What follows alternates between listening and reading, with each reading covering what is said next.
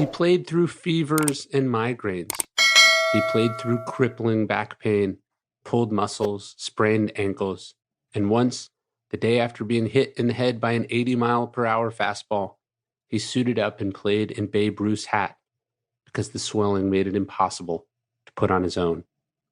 For 2,130 consecutive games, Lou Gehrig played first base for the New York Yankees, a streak of physical stamina that stood for the next 5.5 decades. It was a feat of human endurance so long immortalized that it's easy to miss how incredible it actually was. The Major League Baseball regular season in those days was 152 games. Gehrig's Yankees went deep in the postseason nearly every year, reaching the World Series a remarkable 7 times. For 17 years, Gehrig played from April to October, without rest, at the highest level imaginable. In the off-season, players barnstormed and played in exhibition games, sometimes traveling as far away as Japan to do so. During his time with the Yankees, Gehrig played some 350 doubleheaders and traveled at least 200,000 miles across the country, mostly by train and bus. Yet he never missed a game.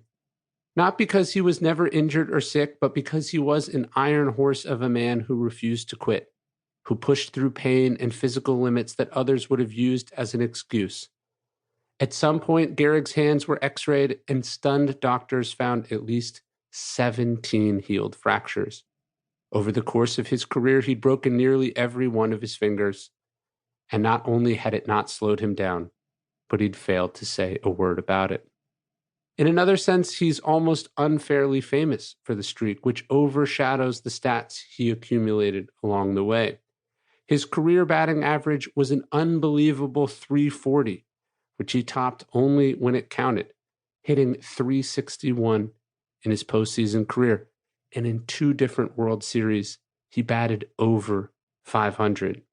He hit 495 home runs, including 23 grand slams, a record that stood for more than 7 decades. In 1934, he became just the 3rd player ever to win the MLB Triple Crown, leading the league in batting average, home runs, and RBIs. He's 6th all-time with 995 RBIs, making him effectively one of the greatest teammates in the history of the game. He was a 2-time MVP, 7-time All-Star, 6-time World Series champion, Hall of Famer, and the first player ever to have his number retired.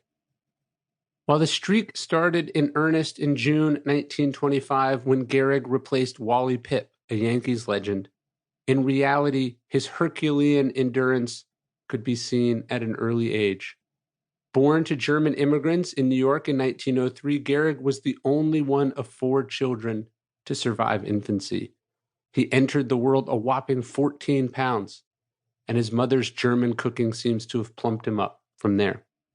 It was the teasing of school kids that first hardened the determination of the young boy, sending him to his father's German gymnastics club, where Gehrig began to develop the powerful lower body that later drove in so many runs.